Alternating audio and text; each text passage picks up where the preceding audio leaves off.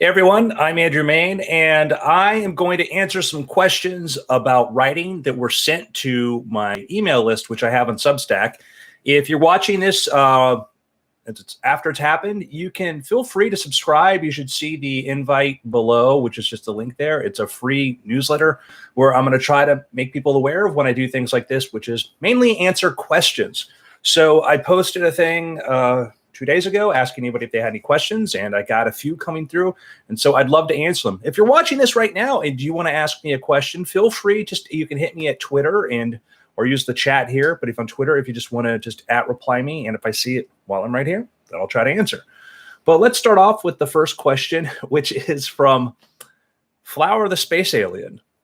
Your parents were very imaginative, but it's a great question and a very interesting name. The question is, how do you organize your ideas so that you don't forget the important or interesting twists that you want to include in your stories?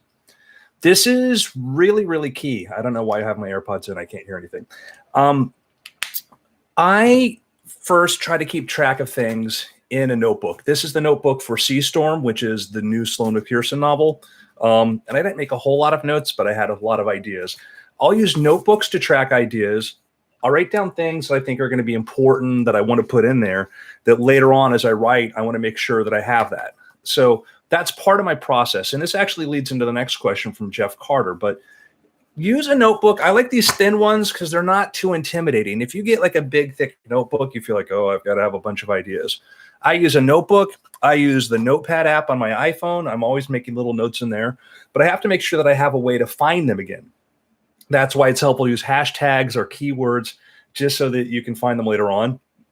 Sometimes, way before I start writing a book, I might find an article that's interesting, and I'll use Pocket, which is software for like bookmarking, and I'll use that to sort of come back later on, and I'll find like, oh, this is really cool. Particularly with like my Theo Cray novels, where science stuff is critical, I might find some interesting research that I want to pull up later on. So I would say that's kind of like how I do my background. As far as the twists, that's going to get into the next question, which is from Jeff C. Carter.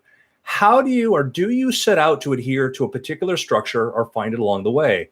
Do certain formats like serialized thrillers demand a stricter format? So structure is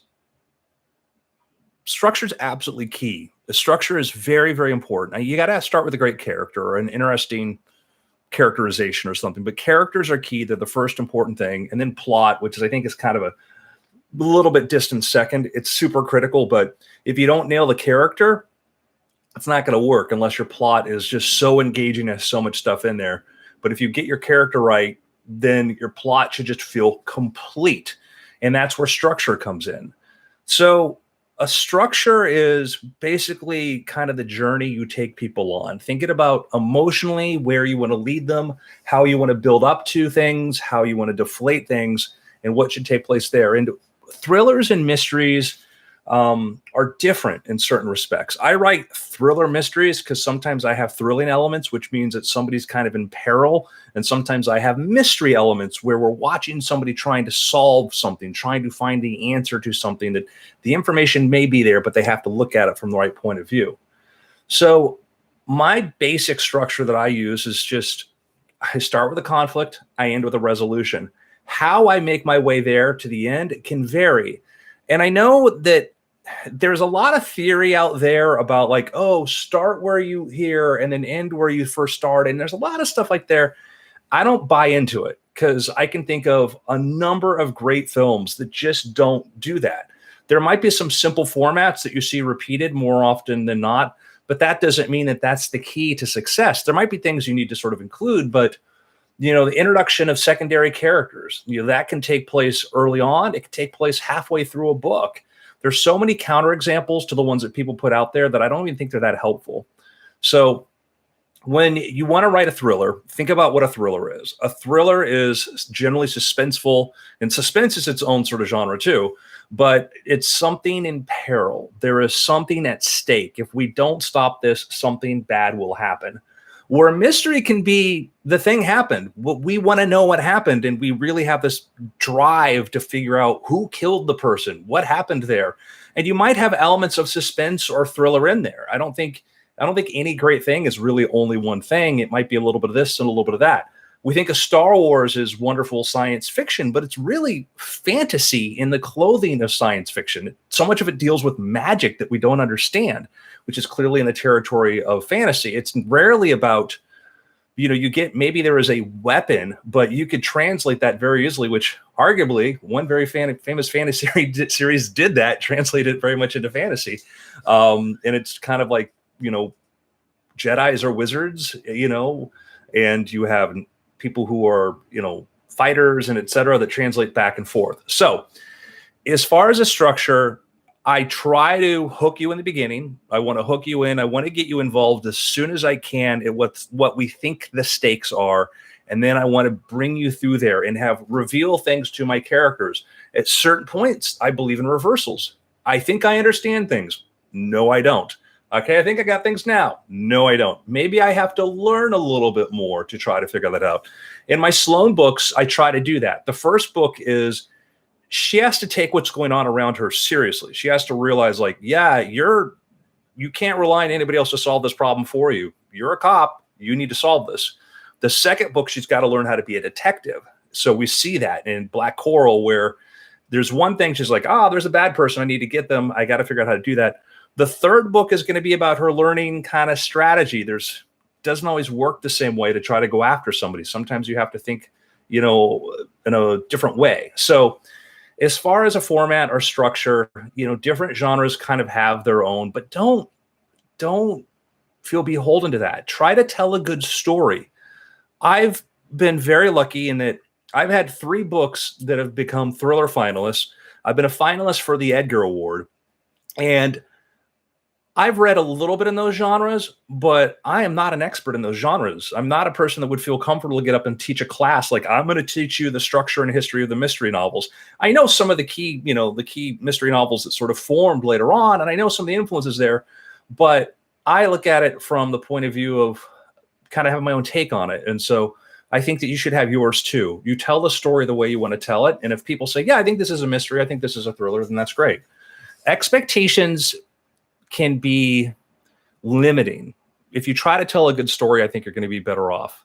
All too often, people set out to do some form of storytelling and they try to stick to some formula that they don't really believe in or understand why it's there. And I think it's very easy to find formulas in books that tell you this is what the secret is. And you find out that tons of stuff are written following those, and they feel predictable. They feel like what's going to happen next. And I think that's not as interesting as sort of finding your own way to find that path. So maybe that's helpful.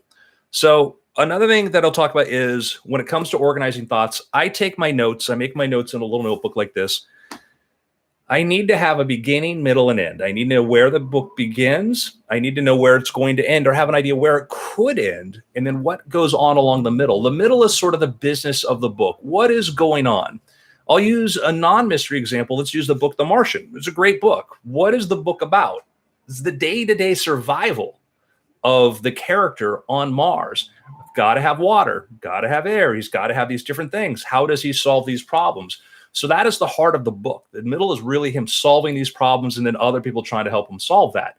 If you're writing a mystery book, then your mystery book is your character trying to unravel clues, going into finding an abandoned car and trying to find out what this means, what evidence is there to tell them what happened, how do they piece this together? And so each bit for their version of the survival is, how does this get me to the next thing, the next step to find out who did this?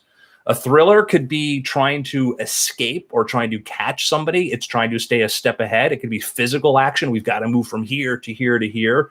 Or it could be, a combination thereof. Once I have those ideas, I start with my note cards. Each note card represents a chapter. And I tend to think of chapters as scenes. If you read my books, I love the short chapter. I love these very short chapters because that's just sort of how I keep the book moving. I just like to have this scene and this scene. And part of it's because I'm writing from the first person point of view. And that means that what's important to each person. So I have this idea, there's a sentence, there's a paragraph, and then to me, there's a chapter. And the paragraph is a complete chapter, a complete thought rather, and a scene is sort of a complete expression of something that's happened. So I try to move it along that way. So it just, the thing you want to do is you want to keep track of your ideas. You don't want to be writing something and then finish it and then realize, oh man, I forgot I had a great idea.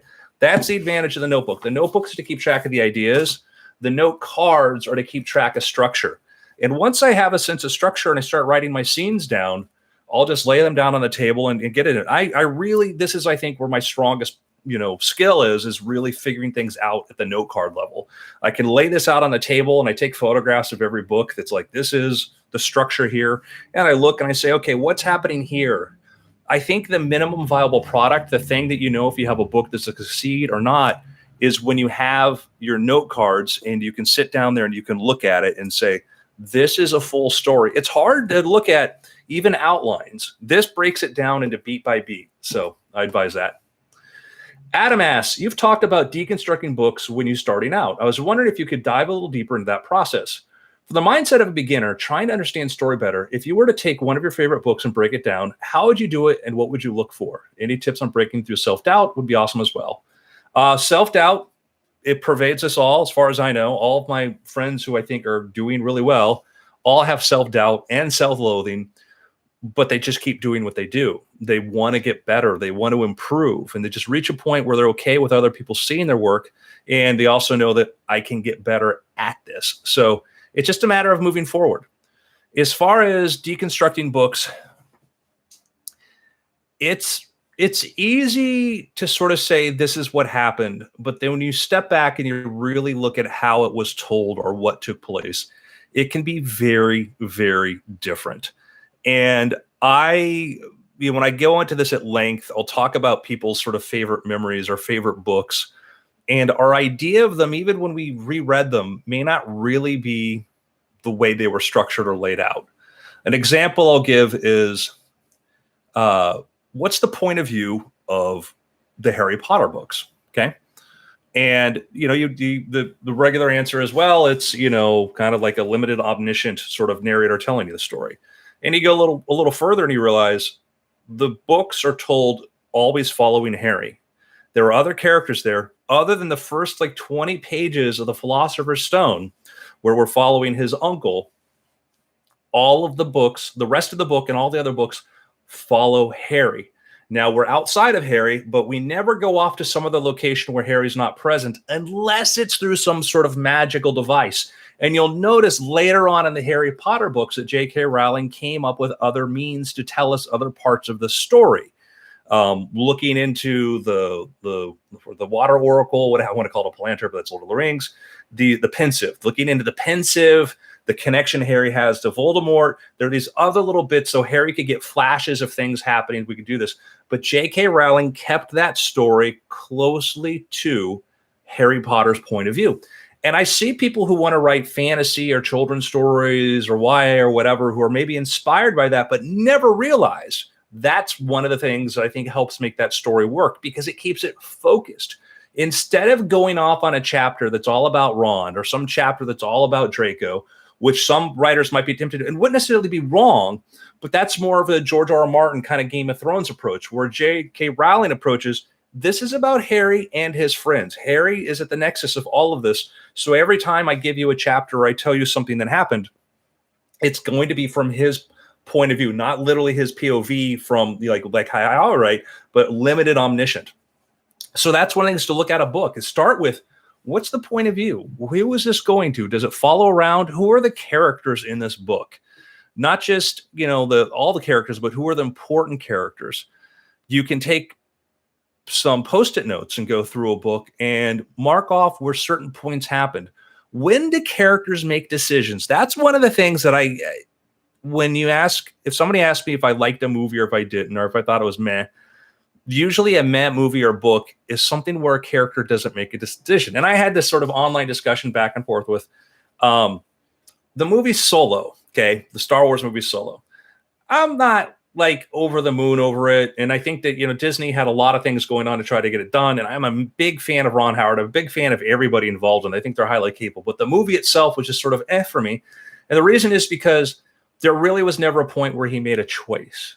There was reactions. You reacted to things where there's only one thing to do or this, but he never made a choice, versus in the original Star Wars series, Han Solo made very important choices that affected the outcome of that.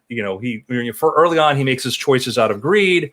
Then the biggest choice he makes at the very end is where he comes back to go help Luke blow up the Death Star.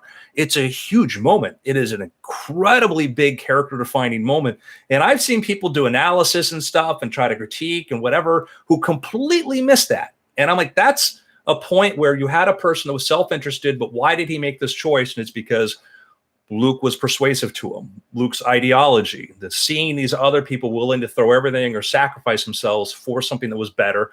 And then Han Solo making this choice to say, okay, I will do this. Early on, Luke Skywalker makes a choice. He kind of just is spoiled and kind of wants to do his own thing. Not really spoiled, but he just wants to sort of go off in the academy, not be a part of things. But, after his aunt and uncle get murdered, he's like, well, fine. I guess I'll fight the Empire. But he makes makes a big choice early on about where his path's going to go. And, Ben Kenobi kind of has to talk him into this, and you have to think about it from the point of view of character choices. It's one of the things I would say if you're going to break down a book is to look through there and say, what did the character decide to do? How does this change the outcome? If the character's not making choices, then they're passive and they're not going to be as interesting. And that also means that the character is a proxy for your audience. They're going to feel like they're not really experiencing this. They're just being told about it. And that's one of the ways when we talk about show me, don't tell me. Show me isn't just a matter of being much more descriptive. Show me is put me in a position as a reader where I'm making an emotional choice, where I'm guessing, should I do this? Should I do that? And when the next page comes, it comes as a surprise to me, or I get frustrated by it, but then maybe I'm delighted by the way it turned out. So breaking a book down, think about, we talk about inciting incidents. When does this action really begin? Where does the story really start? I think I love to start my inciting incident, the first page. Boom, something happens. And that's when my characters get pulled into it because I want to tell you what's going to happen. And then I'm going to let it unfold. I get frustrated with movies where they start off with a really cool inciting incident and then they go 2 weeks earlier. I'm like, TV shows do that all the time and it drives me nuts. You'll see that sometimes with the second season of a show where you might have a really cool, they might launch at really, really cool place with the first episode of the second season, but then you get, well, we're going to go back and go show you I'm like, no, we were there. We were into this. You don't need to make a case for this. Either start us where you want to really start us, or just keep moving forward. I think some of the best things done in some genres where they just jump forward in time. They're like, you know what?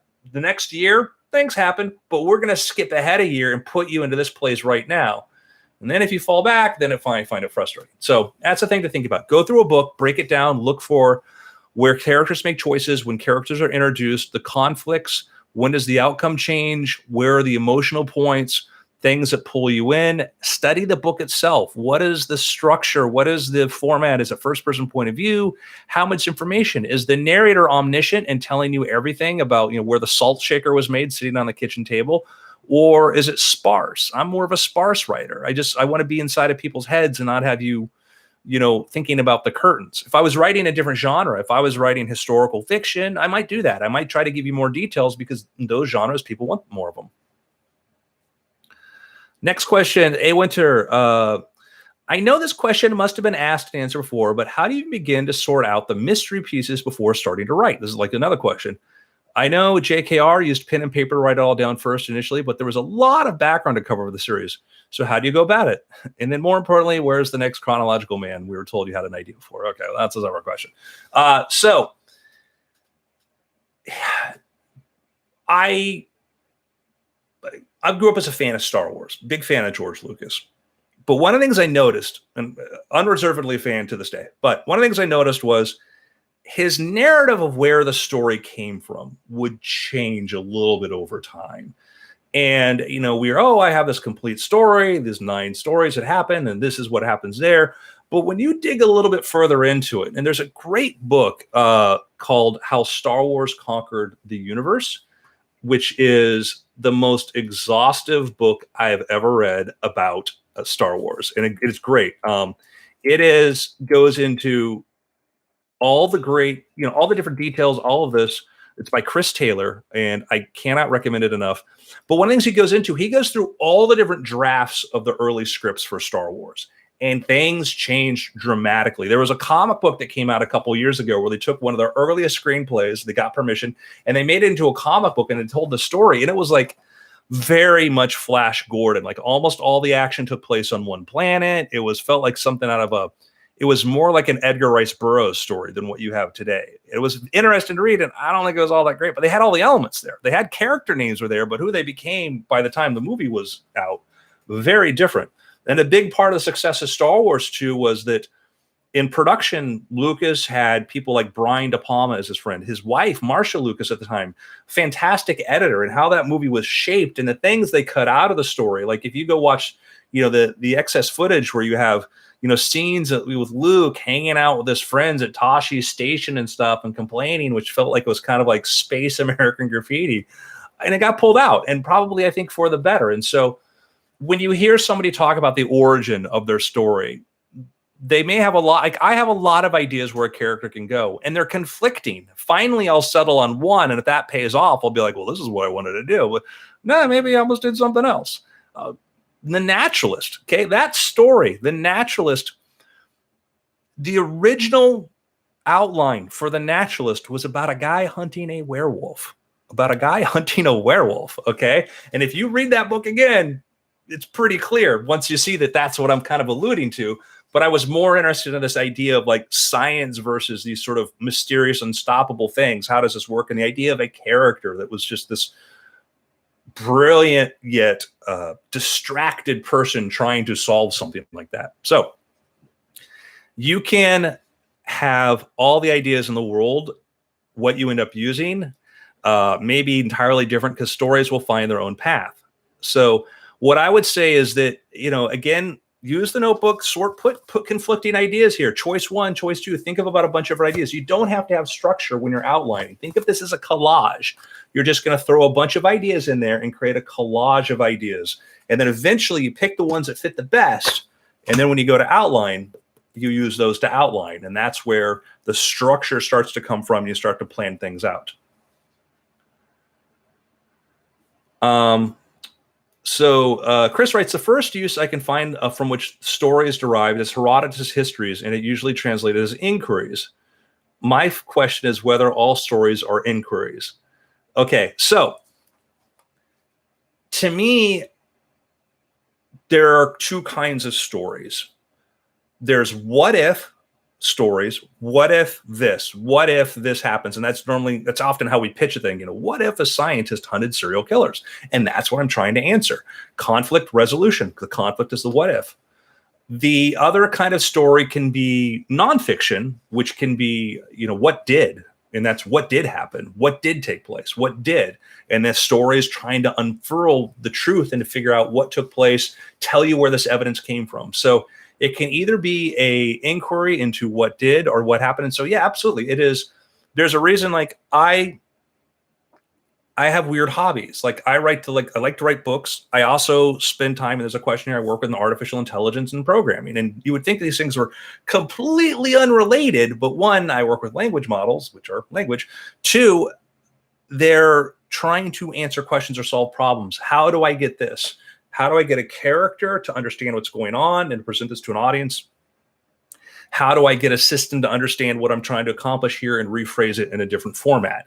And again, I'm asking questions, and I can use as my solutions either my understanding of how humans work or my understanding of how language works, what have you. But yeah, I think absolutely an inquiry is sort of a great. And if you go back and you look at Aristotle breaking down the concept of storytelling, and it's the basic sort of premise is get your hero up a tree, throw rocks at them, get them down.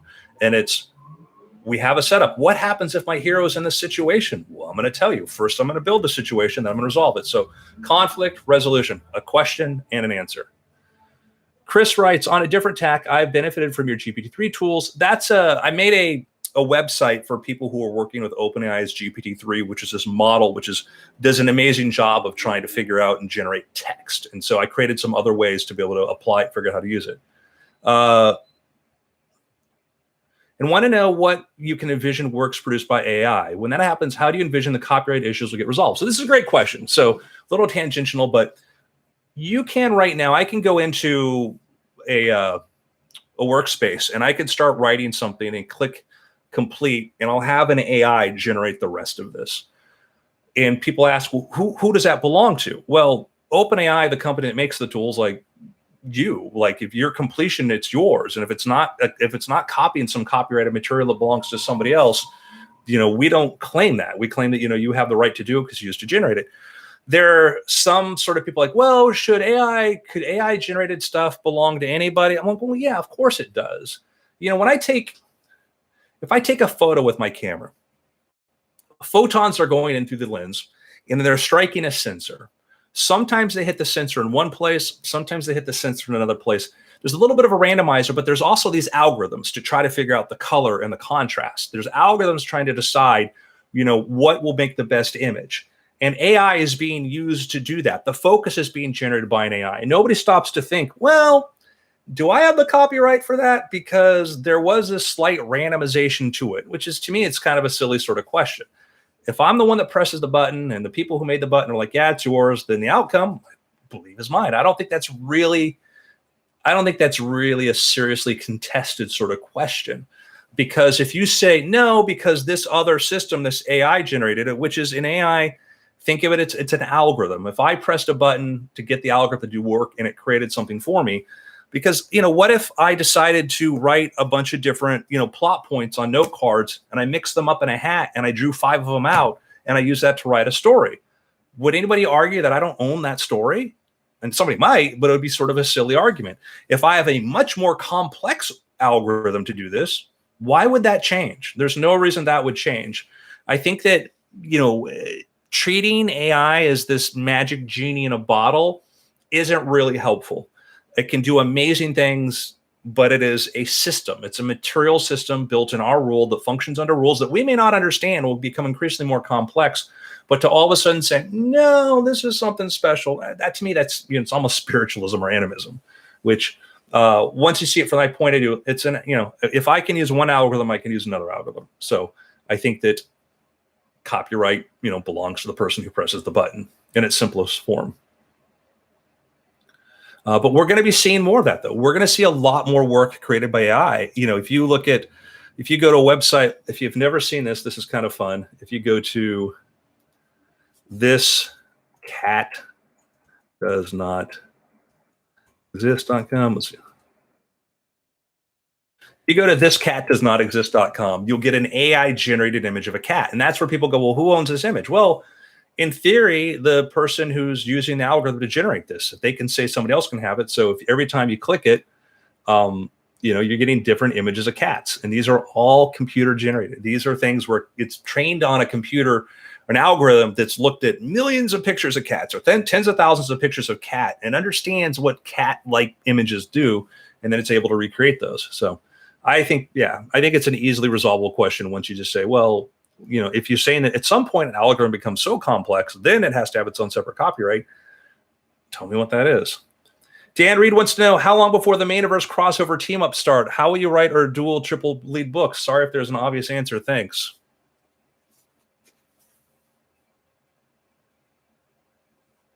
Mastermind, available September 14th, has a back and forth. It's Theo Cray and Jessica Blackwood. And so one of the things I had to do is figure out, how do I do this back and forth? I don't want to just do every other chapter, jar them back and forth. And so I had to figure out how to tell the story and switch you from different points of view. So each part is written from a different character's point of view. So that is my Theo Cray and Jessica team up. In a future Sloan book, maybe we see some people pop up and maybe there is a bigger team up in the works. Which is code for we'll do that. So as far as trying to write them, and that was a big question I had to wrestle with because it was an easy pitch. I went to my agent and said, let's talk to the publishers and say, hey, I want to put all my characters together. I'm like, yeah, that sounds great. And I'm like, cool. How do I do this? Because I write from inside their heads and I got to make sure that it's separate. I think that it worked because I got very few notes about people being confused about which was which once they realized each part just shifted. And so that was really instructive for me. So I'll use that format again, and I could probably write multiple characters from there. Last question. Jack writes, always been a big fan since the bisection days. That was a magic effect I created a while ago. Is there a way to get signed copies of your published books? Wanted to ask. Have a good day. At some point, the real answer is I'm lazy. I'm really, really lazy. So having to get a book, sign a book, and I'm very insecure about my signature. Let's add that. And get postage on it and take it to, which should be a simple task. It's at some point I'll probably do that. I might, try to con one of my friends into helping me out with it. It's just, I'm a lazy person. I'm really a lazy person. And it turns out a book with my signature or without the signature, and they read the same. But I get asked that, so I should probably think about doing something along those lines. Listen, that's all the questions I have. Thank you so much for sending in your questions. If you have questions and you want to know, just go ahead and you can ask via the email list, which you'll see, I think, in the comment section below. And have fun, keep writing, be creative.